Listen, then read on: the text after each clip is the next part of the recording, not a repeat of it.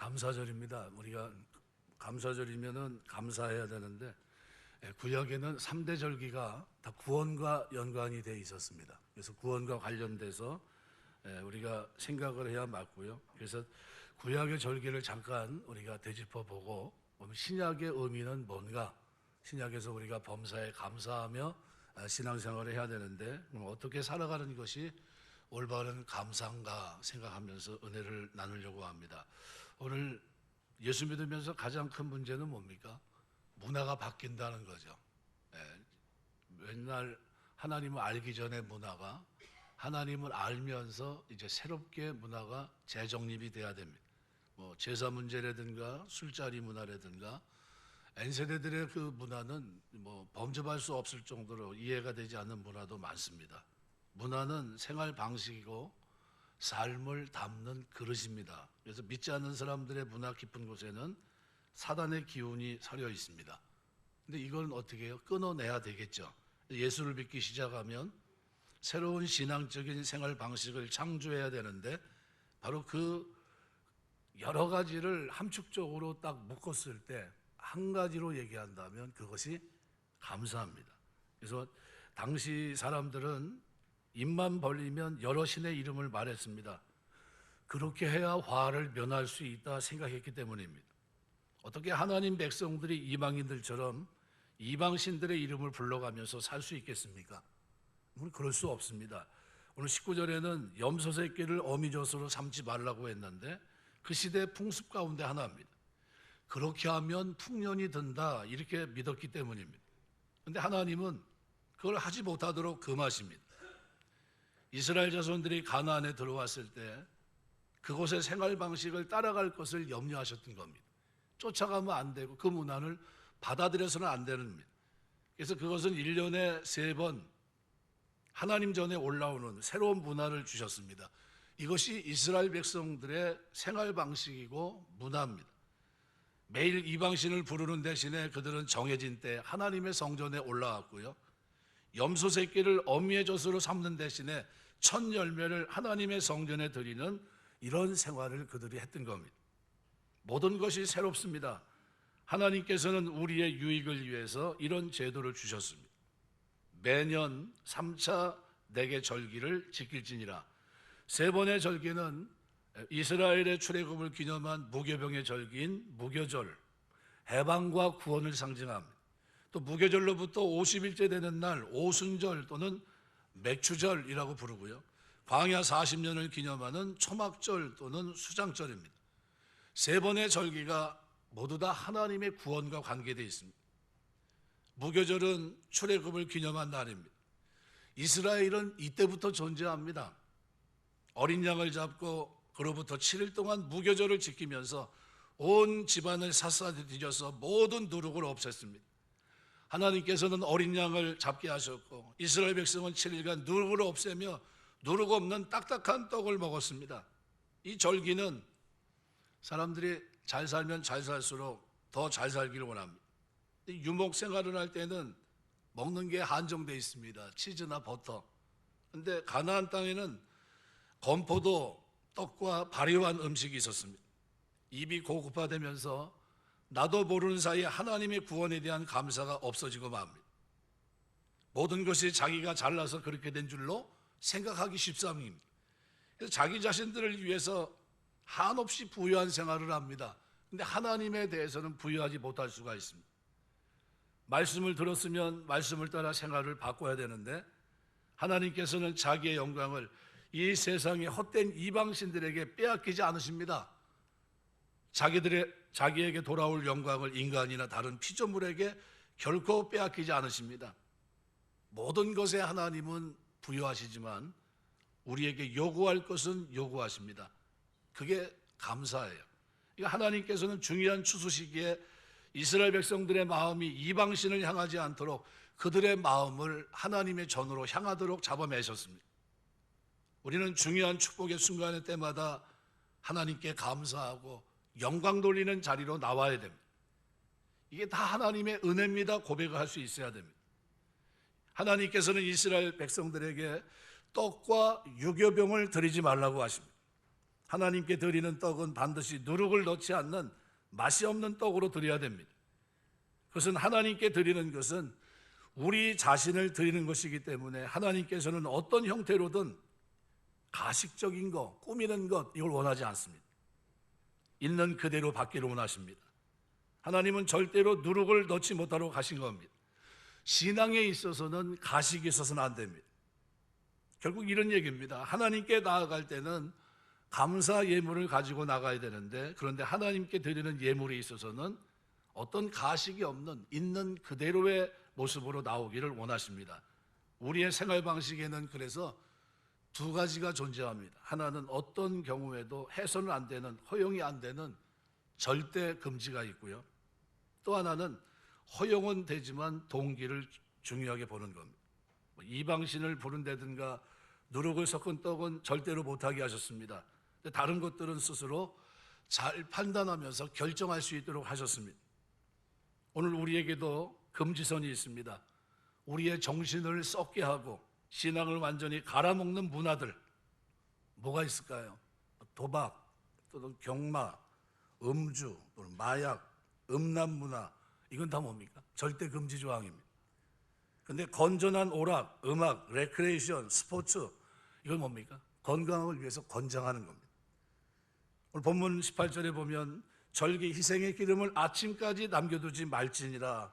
짐승의 기름은 하나님께 태우는 향기로운 제물입니다. 하나님이 고기 냄새 좋아한다 그런 얘기가 아니라요. 그분 말씀에 순종하는 이스라엘 백성들의 마음, 이것 자체를 좋아하신다는 겁니다. 근데 하나님께서는 그 기름이 부패하도록 내버려 두는 것을 허락하지 않으십니다. 왜냐하면 그리스도는 부패할 수 없는 분이기 때문에 그렇습니다. 기름은 부패할 때까지 방치하는 것은 하나님 앞에 너무나도 깨끗이 못한 일이었습니다. 우리 역시도 마찬가지예요. 우리는 부패해서는 안 됩니다. 거룩의 길에서 벗어나서도 안 됩니다. 지속적으로 침체되어 있어서도 안 됩니다.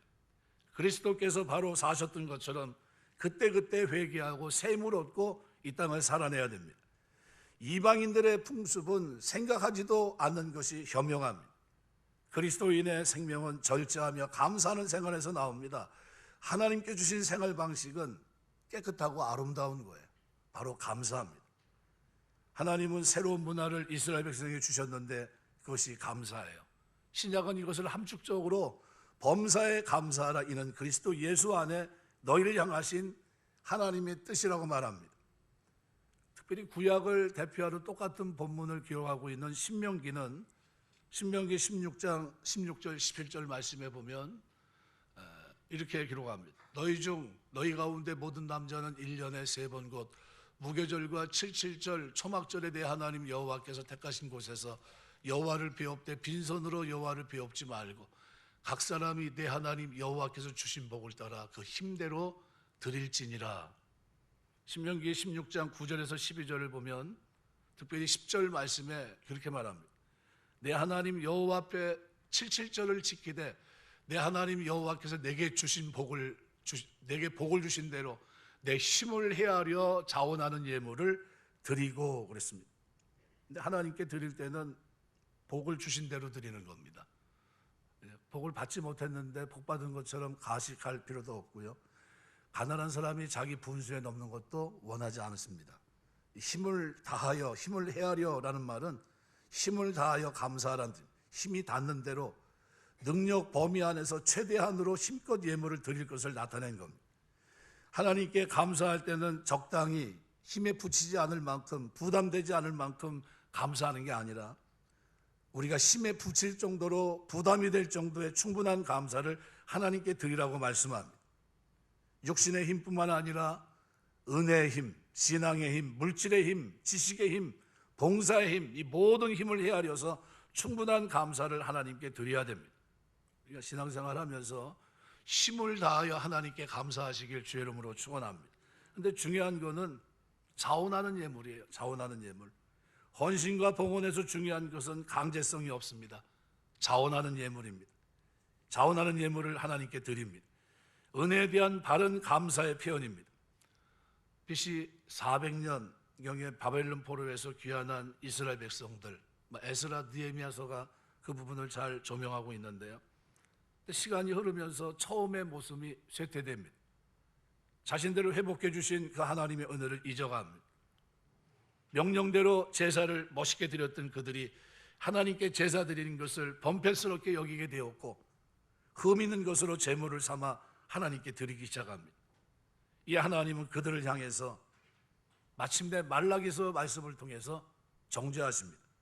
말라기서 1장 6절에서 14절의 기록은 바로 그때의 상황을 그대로 묘사합니다. 내 이름을 멸시하는 제사장들아, 나 만군의 여호와가 너에게 이르기를 아들은 그 아버지를, 그 종은 그 주인을 공경하나니 내가 아버지일진데 나를 공경함이 어디 있느냐, 내가 주인일진데 나를 두려워함이 어디 있느냐 하나 너희는 이르기를 우리가 어떻게 주의 이름을 멸시하였나이까 하는도다. 너희가 더러운 떡을 나의 제단에 드리고도 말하기를 우리가 어떻게 주를 더럽게 하였나이까 하는도다. 이는 너희가 여호와의 식탁은 경멸히 여길 것이라 말하기 때문이라. 만군의 여호와 이르노라, 너희는 눈먼 희생 제물을 바치는 것이 어찌 악하지 아니하며 저는 것 병든 것을 드리는 것이 어찌 악하지 아니하냐. 이제 그것을 너희 총독에게 드려보라. 그가 너를 기뻐하겠으며 너를 받아주겠느냐. 만군의 여호와가 이르노라, 너희는 나 하나님께 은혜를 구하면서 우리를 불쌍히 여기서 하여 보라, 너희가 이같이 행하였으니 내가 너희 중 하나인들 받겠느냐. 만군의 여호와가 이르노라, 너희가 내 제단 위에 헛되이 불사르지 못하게 하기 위하여 너희 중에 성전문을 닫을 자가 있었으면 좋겠도다. 내가 너희를 기뻐하지 아니하며 너희 손으로 드리는 것을 받지도 아니하리라. 만군의 여호와가 이르노라, 해 뜨는 곳에서부터 해지는 곳까지의 이방 민족 중에서 내 이름이 크게 될 것이라. 각처에서 내 이름을 위하여 분향하며 깨끗한 제물을 드리리니 이는 내 이름이 이방 민족 중에서 크게 될 것임이니라. 그러나 너희는 말하기를 여호와의 식탁은 더러워졌고 그 위에 있는 과일 곧 먹을 것은 경멸히 여길 것이라 하여 내 이름을 더럽히는도다. 만군의 여호와가 이르노라, 너희가 또 말하기를 이 일이 얼마나 번거로운가 하여 코 웃음을 치고 훔친 물건과 저는 것 병든 것을 가져왔느니라. 너희가 이같이 봉헌물을 가져오니 내가 그것을 너희 손에서 받겠느냐. 이는 여호와의 말이니라. 짐승 떼 가운데서 수컷이 있거늘 그 서운하는 일이 흠 있는 것으로 속여 내게 드리는 자는 저주를 받으리니 나는 큰 임금이요 내 이름은 이방 민족 중에서 두려워하는 것이 됨이니라. 만군의 여호와의 말이니라. 하나님은 그들에게 제물을 요구한 적이 없습니다. 그 예물과 함께 그들의 마음을 받기를 원하셨어요. 지금도 마찬가지입니다. 자원하는 마음, 기뻐하는 마음, 이것이 하나님께 드릴 때의 기본 전제입니다. 우리 마음속에 참된 기쁨이 넘쳐나지 않는 제물은 말라기서를 빗대면 병든 제물이고 저는 제물이고 흠 있는 제물입니다. 이런 건 드리지 않은 것이 좋아요. 얼마가 됐든 그것은 자원하는 마음, 기쁜 마음으로 드리게 되시길 주의 이름으로 축원합니다. 출애굽기 25장 2절은 이렇게 말합니다. 이스라엘 자손에게 명하여 내게 예물을 가져오라 하고 무릇 즐거운 마음으로 내는 자에게 내게 드리는 것을 너희는 받을지니라. 즐거움으로 드리는지 아닌지 알 길이 묘연합니다. 왜요? 찬송하다가 헌금을 드리고 있으니까.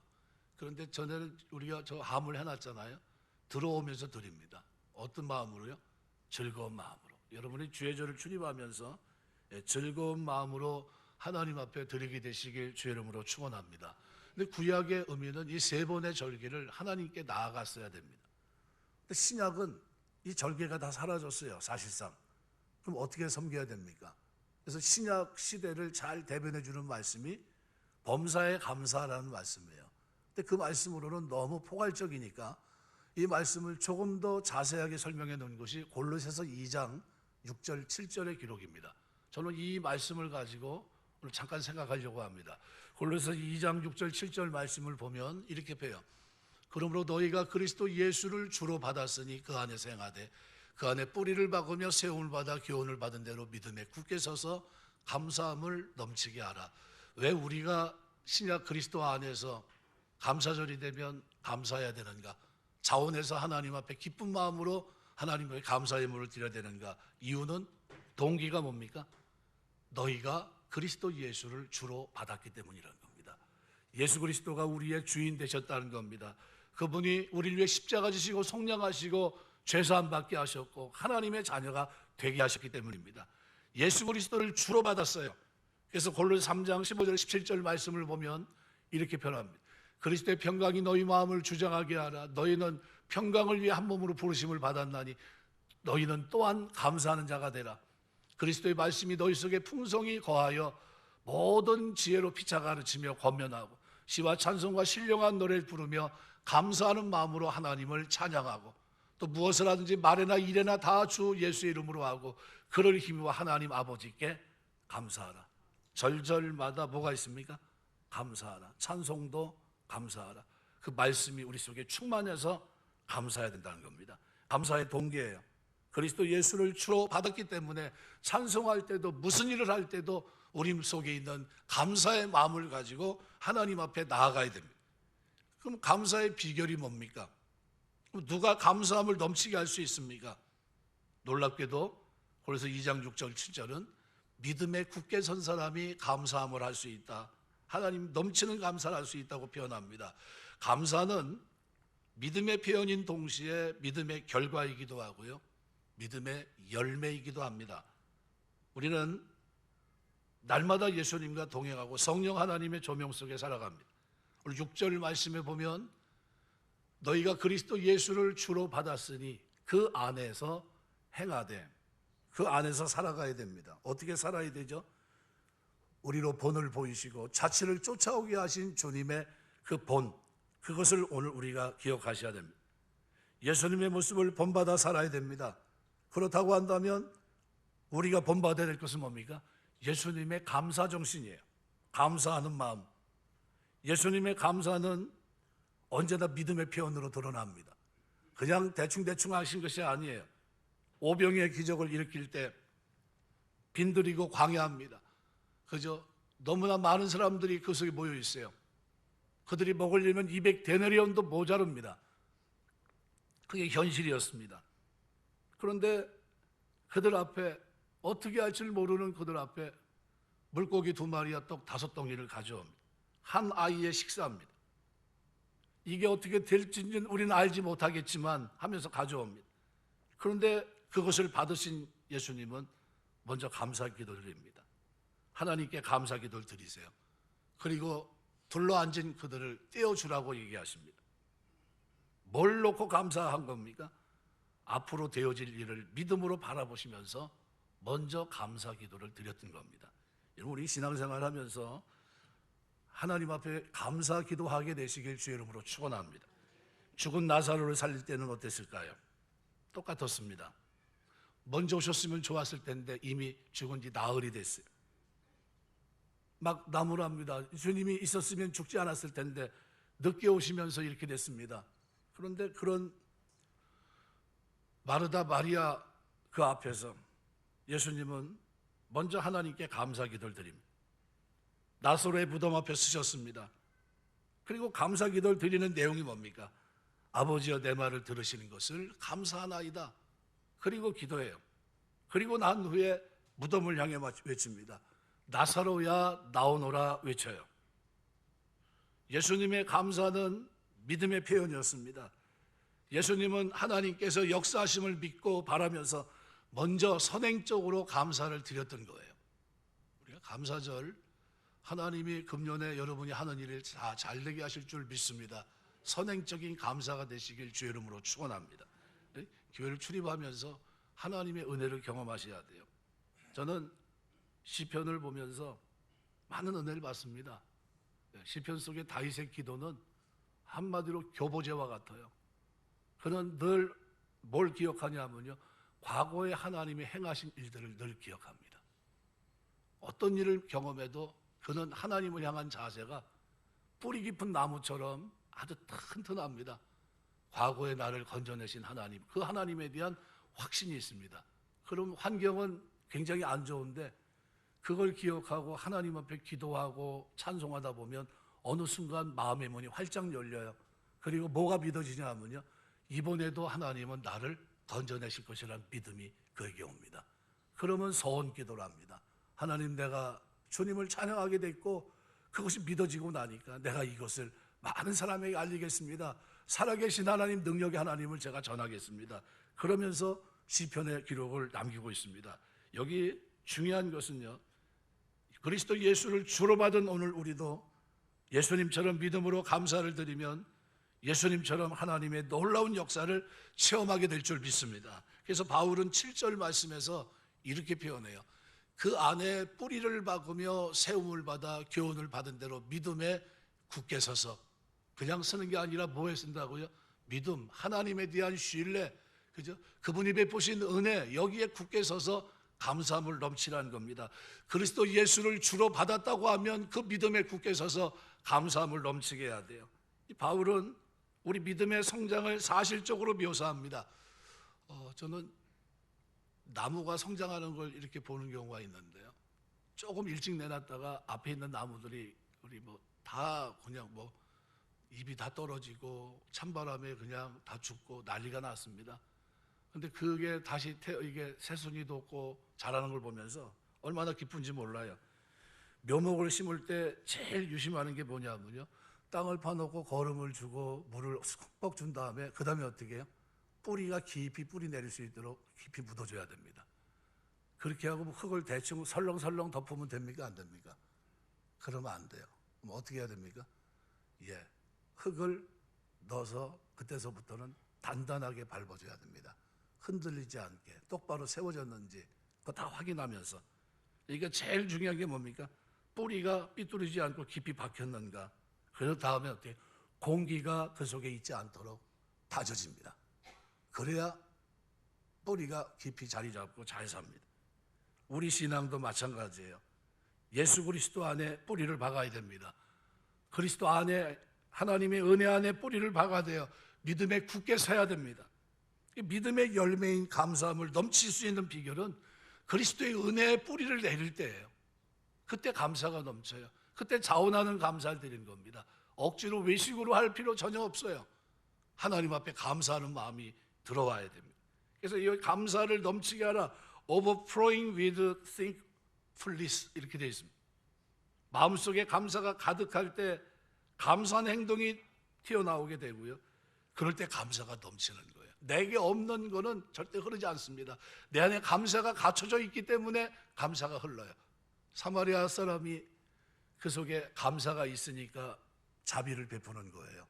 그 속에 감사가 없고 원망이 있었다고 한다면, 그 속에 불평이 있었다면 외면했을 겁니다. 그런데 감사가 있으면요, 완전히 달라져요. 우리가 알고 있는 헨리 포드는 자동차 왕입니다. 이 사람이 아일랜드 수도 더블린에 간 적이 있었는데, 이 일정이 사람들에게 소개가 됐어요. 그 가운데 고아원 방문하는 일정이 있었습니다. 고아원 방문해서 그가 이제 강당을 하나 지어주기로 약속을 했습니다. 얼마가 들어갑니까? 이럭저럭 하면 한 2,000파운드 정도면 됩니다. 그래서 2,000파운드를 제가 기증하겠습니다. 당시는 굉장히 큰 돈이었죠. 다음날 신문기사 머릿말로 실렸는데 뭐라고 실렸냐면 이렇게 실렸습니다. 헨리 포드 고아원을 위해서 2만 파운드 약속. 2,000파운드가 2만 파운드로 확 바뀐 거예요. 얼마 누가 놀랐냐면요, 헨리 포드가 놀란 거는 둘째치고 고아원이 놀란 겁니다.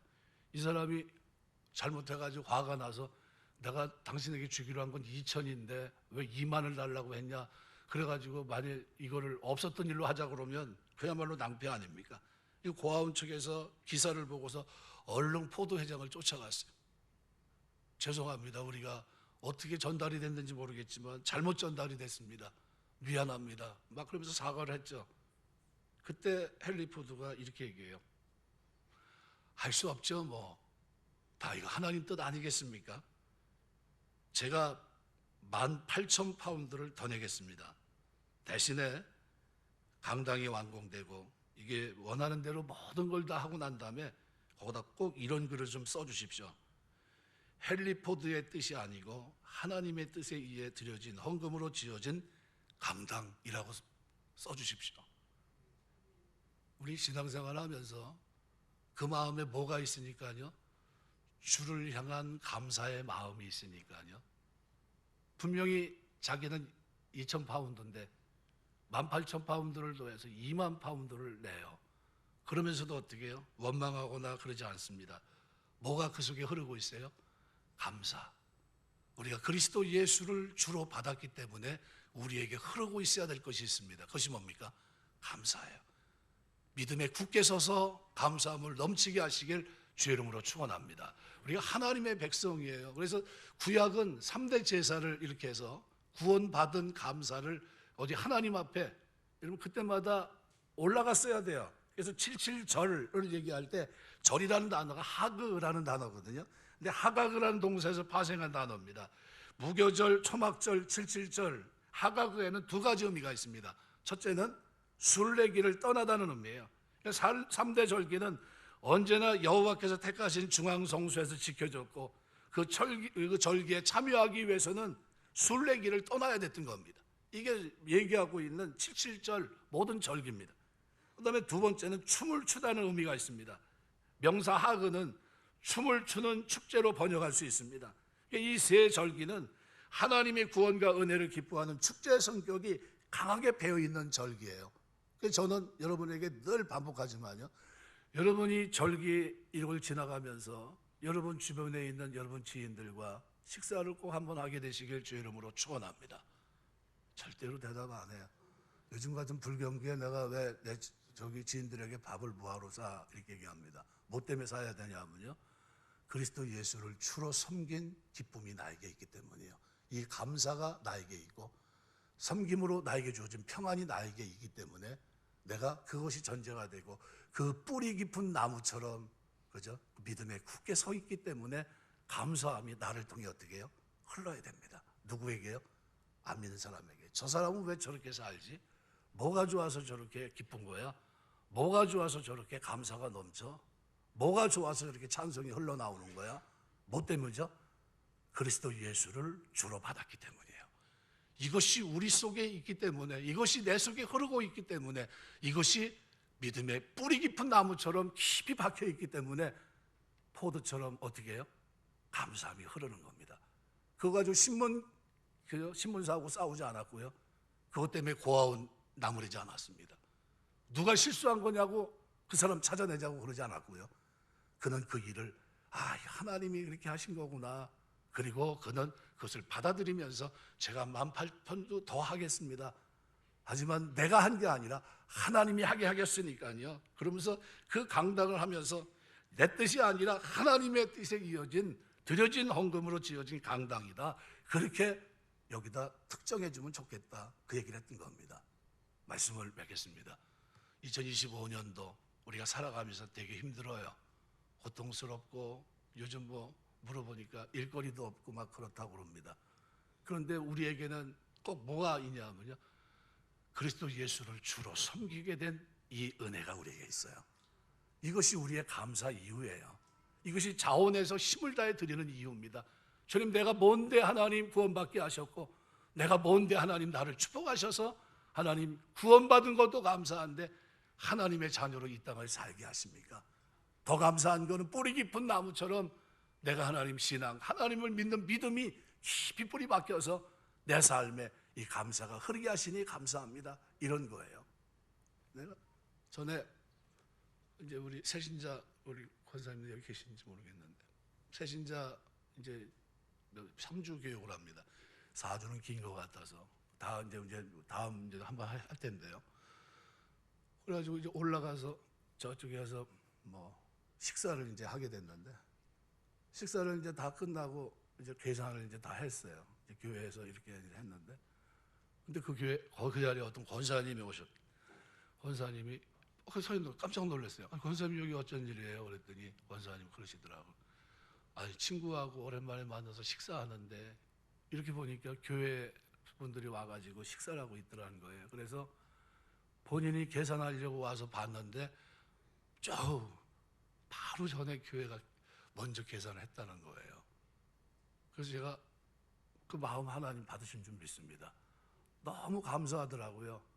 그죠? 그 뭐 한 20명도 더 됐을 것 같은데, 그래도 제법 돈이 나왔던 그 금액인데 본인이 나서가지고 그거를 계산하려고 했다고 하는 마음을 가졌는데, 그걸 뭐 이렇게 대하는 순간에 제 마음속에 그런 마음이 있어요. 감사함을 넘치게 하는구나, 하나님이 은혜를 주시는구나. 우리 그리스도인들의 삶 속에 뭐가 넘쳐야 돼요? 감사한 마음이 넘쳐야 돼요. 하나님, 내가 뭔데 나를 이렇게 축복하셔서 그리스도 예수를 주로 섬기며 사는 동안에 뿌리 깊은 나무처럼 그리스도에게 그 믿음을 신뢰하면서 이렇게 넘치고 풍성한 은혜 속에 살게 하십니까? 라는 거예요. 주는 자가 받는 자보다 복이 있다는 사실을 꼭 기억하시면서 우리 감사절기를 대할 때마다 너희가 그리스도 예수를 주로 받았으니 그 안에서 행하되, 오늘 고린도서 2장 6절 7절 말씀 그대로 한번 보여주실까요? 한번 같이 한번 읽겠습니다. 시작. 그러므로 너희가 그리스도 예수를 주로 받았으니 그 안에서 행하되 그 안에 뿌리를 박으며 세움을 받아 교훈을 받은 대로 믿음에 굳게 서서 감사함을 넘치게 하라. 이것이 오늘 우리 교회를 출입하는 저와 여러분의 믿음과 신앙과 감사가 되시길 주의 이름으로 축원합니다. 기도하겠습니다.